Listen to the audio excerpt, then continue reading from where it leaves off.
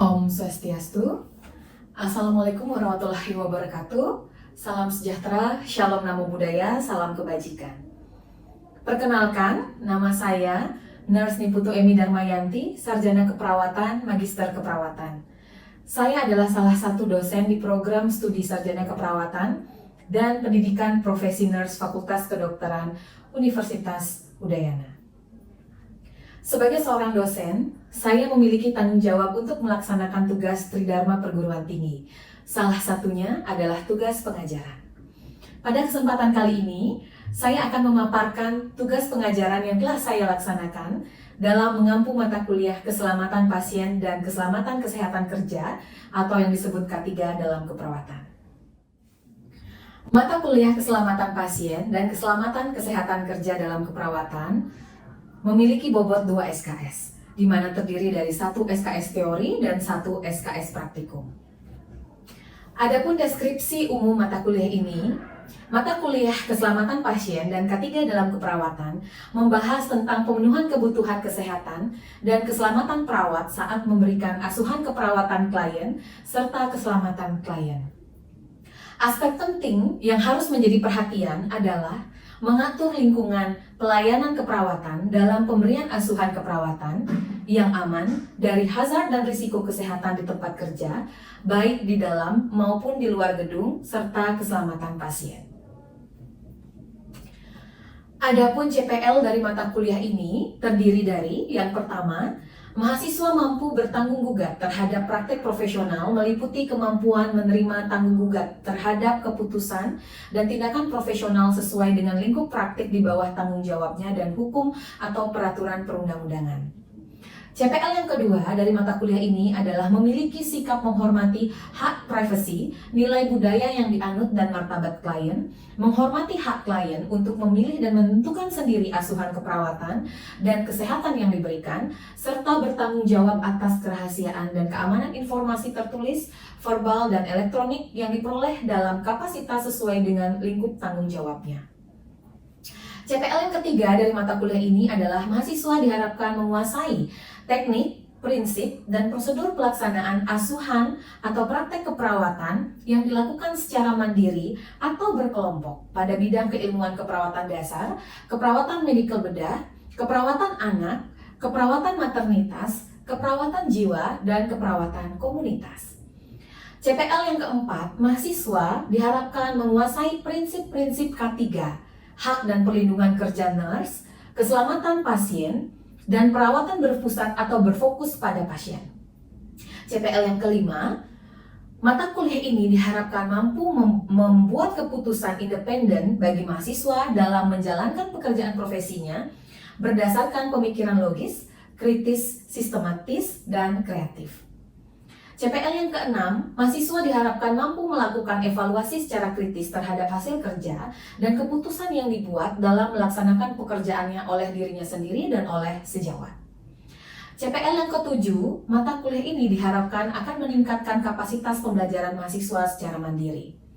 CPL 8, mampu memberikan asuhan keperawatan yang lengkap dan berkesinambungan yang menjamin keselamatan klien atau patient safety sesuai standar asuhan keperawatan dan berdasarkan perencanaan keperawatan yang telah atau belum tersedia.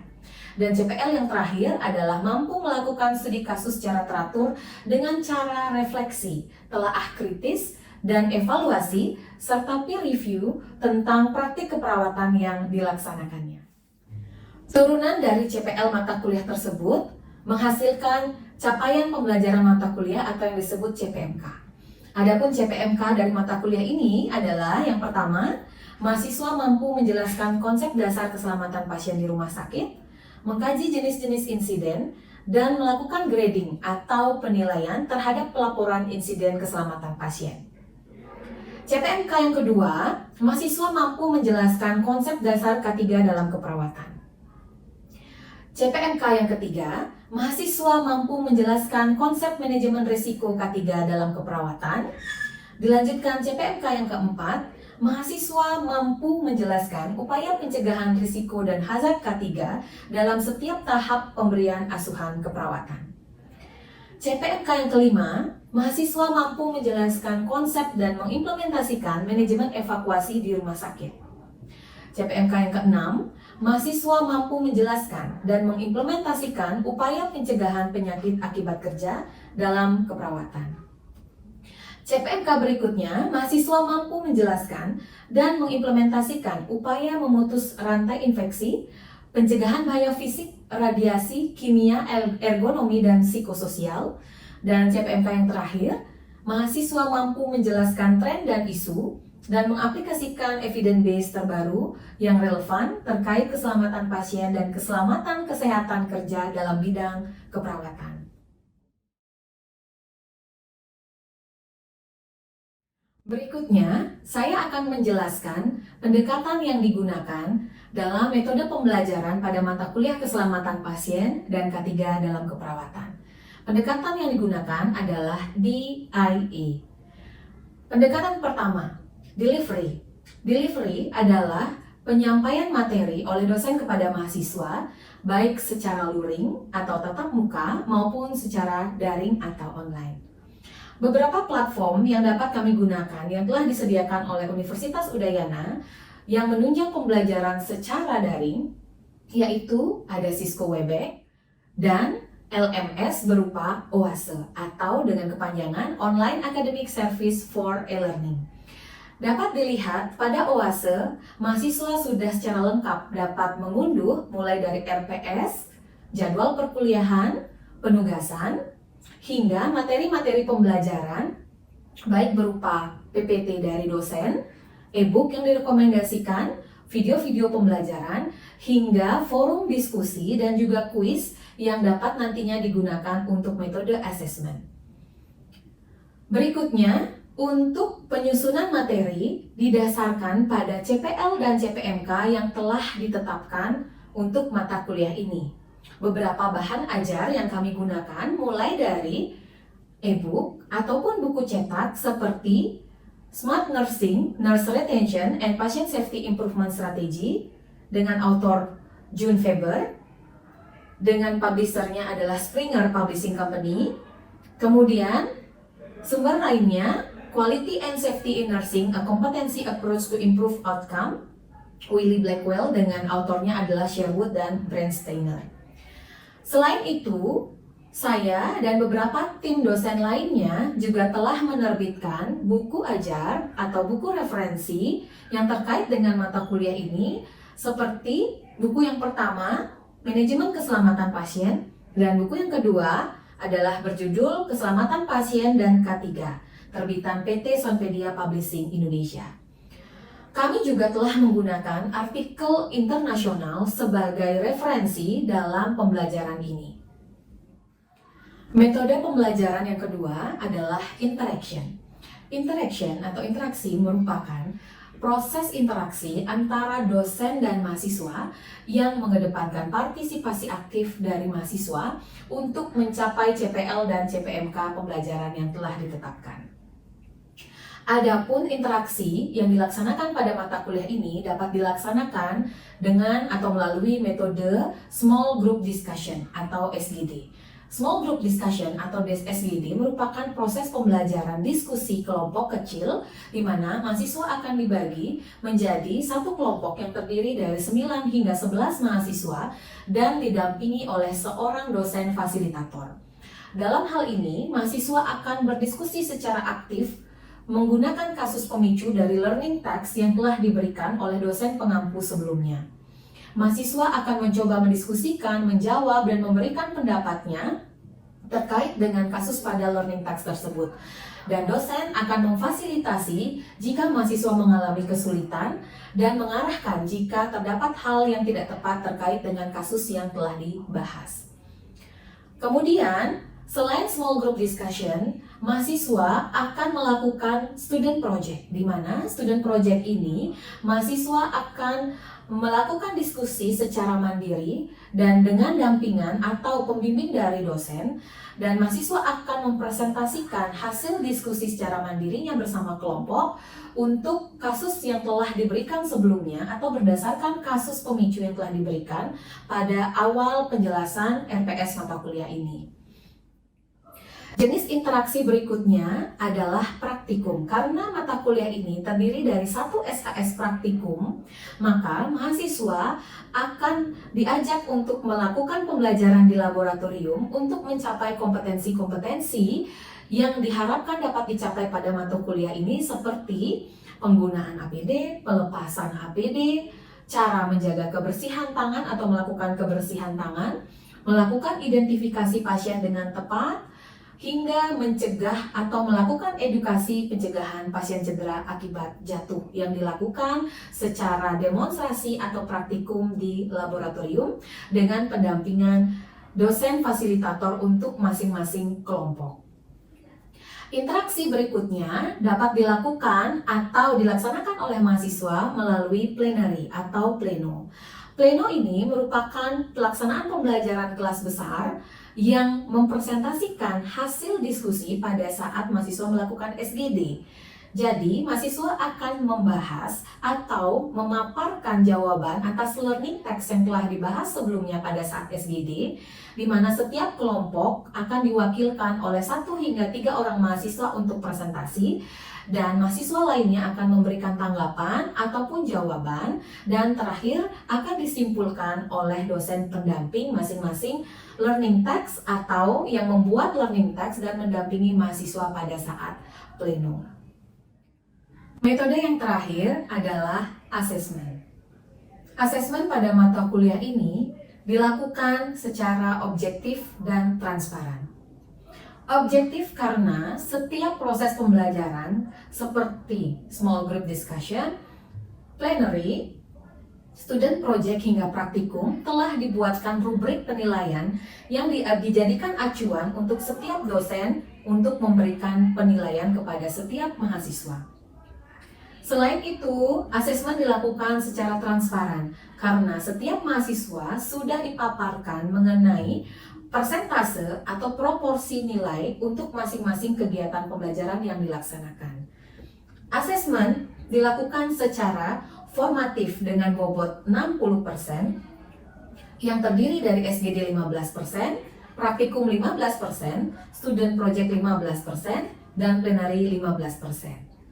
Selain itu, asesmen secara sumatif dilaksanakan menggunakan computer based learning atau ujian akhir untuk mata kuliah ini dengan bobot sebesar 40%.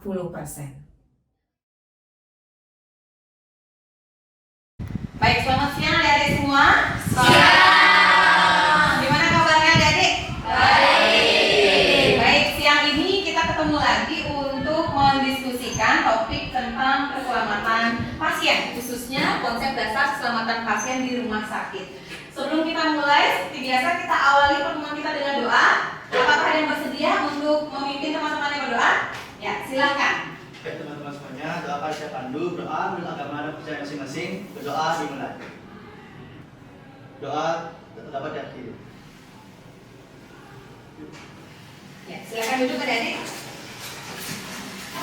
Baik, untuk memper waktu kita akan melakukan proses pembelajaran ini selama kurang lebih 10 menit ya adik-adik ya.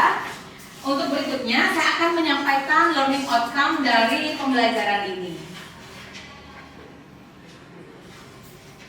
Ya, adapun tujuan dari pembelajaran ini adalah yang pertama, mahasiswa diharapkan mampu menjelaskan pengertian dari keselamatan pasien. Kemudian yang kedua, adik-adik nanti harapannya mampu menyebutkan standar keselamatan pasien.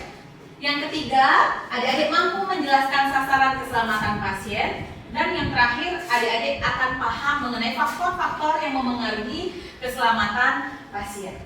Oke, sebelum saya lanjutkan ke materi, saya mau menanyakan adik-adik, apakah adik-adik di sini ada yang sudah mengetahui apa itu keselamatan pasien? Ya, silakan. Sebelumnya izinkan saya menjawab. Nurse, perkenalkan saya Zahwa Ali Arifin dengan NIM akhir 38. Menurut saya dan sepengetahuan saya, keselamatan pasien adalah suatu sistem untuk memastikan keselamatan dan keamanan pasien selama dirawat di rumah sakit ataupun layanan kesehatan lainnya. Itu memastikan keselamatan dari cedera ataupun tindakan medis atau tindakan dari perawat ataupun dokter itu sendiri sudah tepat dan tidak ada kekeliruan seperti itu. Terima kasih. Keren, boleh tepuk tangan untuk ya, next. Jadi betul sekali ya, apa yang disampaikan oleh Zahwa tadi mengenai pengertian keselamatan pasien. Keselamatan pasien merupakan suatu sistem yang membuat asuhan pasien menjadi lebih aman, yang terdiri dari asesmen risiko, artinya adik-adik akan melakukan pengkajian atau penilaian bagaimana risiko pasien itu terjadi atau mengalami insiden keselamatan pasien, hingga adanya implementasi solusi dari keselamatan pasien tersebut. Oke, berikutnya saya menyampaikan insiden atau fenomena dari beberapa jurnal ya adik-adik ya, yang sudah saya rangkum. Di antaranya yang pertama dari Mustikawati menyebutkan bahwa terjadi 145 insiden di rumah sakit yang terdiri dari 46% KTD. Jadi tahu nggak apa itu KTD? Tahu nggak kepanjangan KTD itu apa? Belum tahu ya? Ya, jadi KTD itu adalah kejadian yang tidak diharapkan. Nah, kejadian tidak diharapkan, nanti ada contohnya jadi apa saja kejadian tidak diharapkan. Kemudian yang berikutnya adalah KNC, pasti nggak tahu juga ya, KNC itu apa ya? KNC itu adalah kejadian nyaris cedera. Ternyata berbeda dengan kejadian tidak diharapkan ya. Tadi ada disebutkan oleh Zahwa, risiko jantung pasiennya, ada kesalahan pemberian obat. Nah itu merupakan salah satu contoh dari KTD. Kalau KNC namanya nyaris berarti belum terjadi ya ke pasiennya ya, yang hampir saja terjadi ke pasiennya. Contohnya apa? Ketika perawat mau memberikan obat kepada pasien, terus dia ngecek lagi rekam medisnya, oh dia tahu, wah obatnya ini nggak cocok nih ke pasiennya, maka obat itu nggak diberikan. Tetapi kejadian itu nyaris saja terjadi, tetapi belum terpapar kepada pasien. Itu termasuk KNC adik-adik ya. Dan dari beberapa penelitian ini merasa terjadi di seluruh wilayah di Indonesia, termasuk di Bali, karena kita ada di Bali. Di Bali 1,4% kejadian ini terjadi pada pasien yang dirawat di rumah sakit. Oke, berikutnya. Ya, penelitian berikutnya dari National Health Safety menyebutkan bahwa jumlah insiden sebesar 725.314 atau 8,9% ini terjadi pada periode yang sama dari tahun sebelumnya, mulai dari KTC, KTD, dan hingga kematian. Tadi KTC belum saya sebutkan ya. Kalau KTC itu kejadian tidak cedera. Lain lagi pengkategoriannya atau klasifikasinya dari. Dan kematian itu masuk apa namanya? Ada kejadian sentinel, ya. Itu adalah jenis kejadian sentinel. Oke, berikutnya. Nah, ini yang penting adik-adik pahami. Dalam keselamatan pasien itu ada 6 sasaran adik-adik. Yang pertama adalah identifikasi pasien secara tepat. Itu sasaran yang pertama. Yang kedua, meningkatkan komunikasi efektif. Yang ketiga, meningkatkan penggunaan obat-obat high alert namanya, atau yang memerlukan kewaspadaan tinggi. Yang keempat, memastikan prosedur operasi itu tepat, lokasi operasinya tepat, dan pasiennya tepat. Itu masuk ke sasaran yang keempat. Yang kelima, sasaran untuk menurunkan risiko cedera akibat adanya infeksi. Dan yang terakhir adalah menurunkan risiko pasien cedera akibat jatuh. Jadi ada berapa adik-adik? Nah, sasaran yang pertama? Iya betul. Yang kedua? Komunikasi efektif. Yang ketiga? Meningkatkan kewaspadaan obat-obat high alert. Yang keempat? Memastikan ketepatan prosedur, lokasi, dan pasien. Oke, yang kelima, menurunkan risiko infeksi.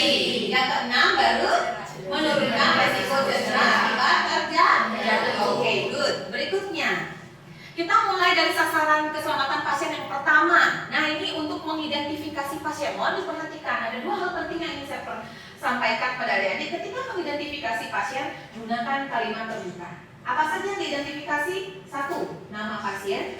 2. Adalah tanggal lahir pasien atau rekam medis. Seperti yang umumnya digunakan atau ditanyakan adalah menggunakan tanggal lahir. Oke, berikutnya. Kapan saja identifikasi ini dilakukan? Jadi identifikasi ini dilakukan setiap adik-adik akan memperlakukan tindakan kepada pasien. Contohnya pemberian obat, melakukan prosedur perawatan luka, pemberian transfusi darah, dan seterusnya. Dan banyak juga banyak kegiatan atau intervensi perawatan lainnya. Dalam identifikasi pasien secara akurat, ini ditunjang dengan penggunaan gelang identitas. Pernah nggak gelang ini di rumah sakit? Nah, Tapi tahu nggak warnanya gelang ini apa? Nah, warnanya tahu nggak? Belum. Oke, kita bahas satu-satu. Ternyata ada beberapa gelang adik-adik yang digunakan oleh pasien di rumah sakit. Apa saja? Pertama adalah gelang berwarna biru. Tanda gelang berwarna biru ini adalah untuk identitas pasien laki-laki. Yang kedua adalah gelang berwarna merah muda untuk pasien perempuan atau wanita. Kemudian ada lagi gelang tambahan lain, yaitu gelang warna merah, kuning, dan ungu. Merah untuk pasien yang memiliki alergi, kuning untuk pasien yang berisiko jatuh, dan yang ungu itu adalah untuk pasien DNR. DNR itu apa?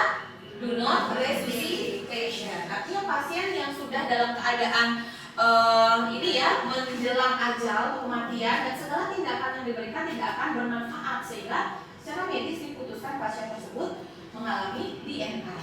Jadi tidak dilakukan resusitasi.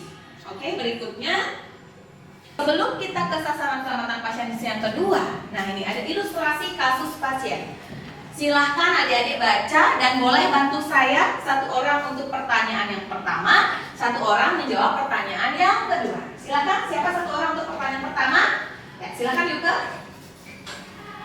Baik, terima kasih atas waktunya. Perkenalkan, nama saya Yuka Nurhasana dengan NIM akhir 27. Saya akan menyebutkan mengenai warna gelang yang harus digunakan oleh Ibu Ayu.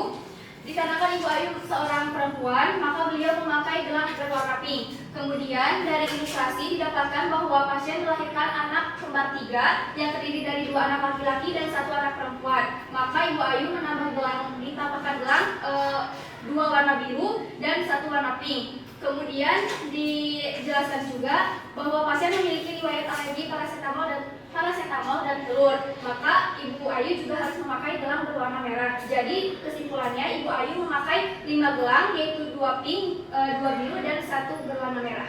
Oke, gimana adik-adik? Setuju? Setuju. Oke, bagus ya. Jadi jawabannya betul dan tepat sekali. Jadi warna-warna gelang sudah sesuai dengan ilustrasi kasus yang ada di depan.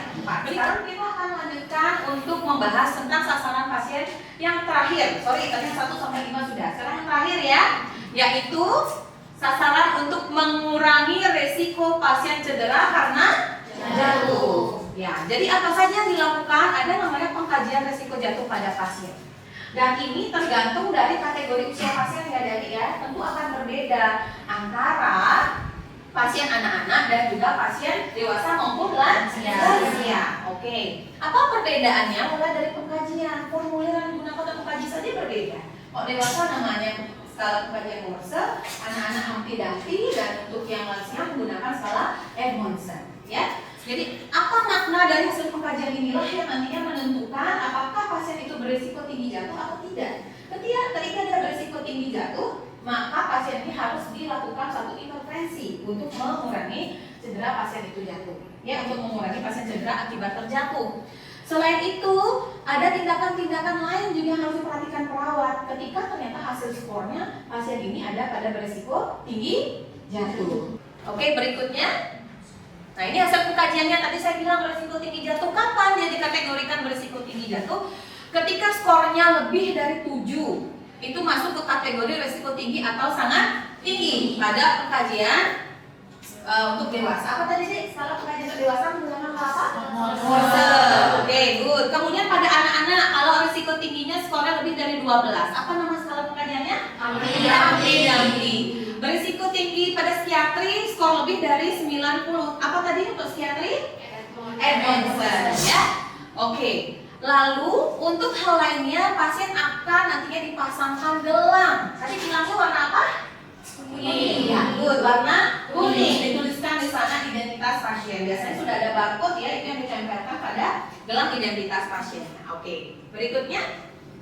Ya, tentu apa yang tadi saya sampaikan adik-adik menggunakan beberapa referensi. Ya, mulai dari jurnal, kemudian ada buku ajar baik dalam buku cetak maupun e-book, yang tentunya juga ada yang disusun oleh tim pengampu sendiri, yaitu dari program studi keperawatan Fakultas Kedokteran Universitas Udayana dan bersama juga dengan tim ada beberapa buku yang sudah diterbitkan dan itu menjadi acuan atau referensi dalam penyusunan mata kuliah ini atau khususnya pada topik pembelajaran ini. Oke, terakhir sebelum kita akhiri, saya berikan kesempatan kepada satu orang penanya terkait dengan topik ini. Apakah ada hal lain yang kurang dipahami atau kurang jelas? Silakan. Ya, oke, silakan Dewan Haren. Baik, sebelumnya perkenalkan nama saya Ido Binaria Renata dengan NIM akhir 045. Di sini saya ingin bertanya, upaya apa yang dapat dilakukan oleh perawat untuk menurunkan risiko jatuh dari pasien stroke? Oke, good. Pertanyaannya bagus sekali. Boleh tepuk tangan untuk Dewan Haren.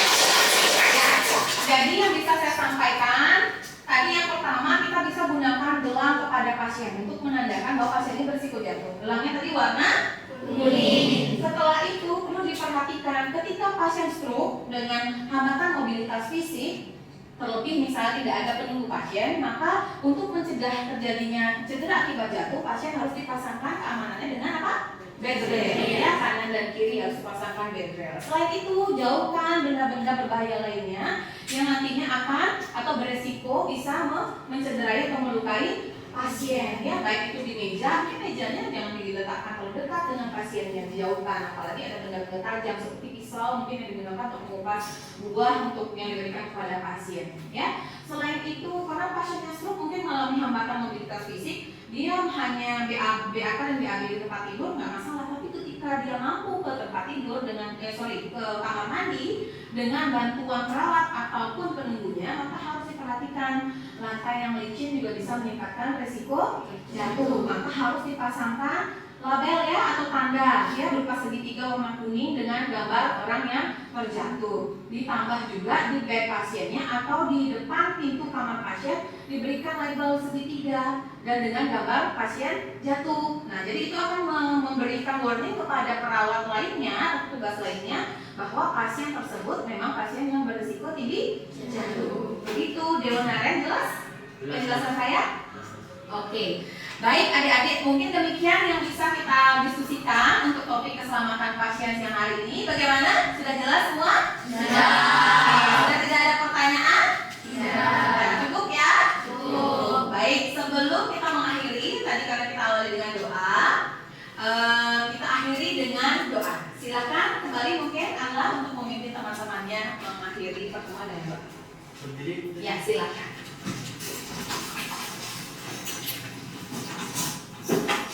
Baik teman-teman, sebelum kita mengakhiri kegiatan mata kuliah pada hari ini, kita berdoa menurut agama dan percaya masing-masing. Berdoa dimulai.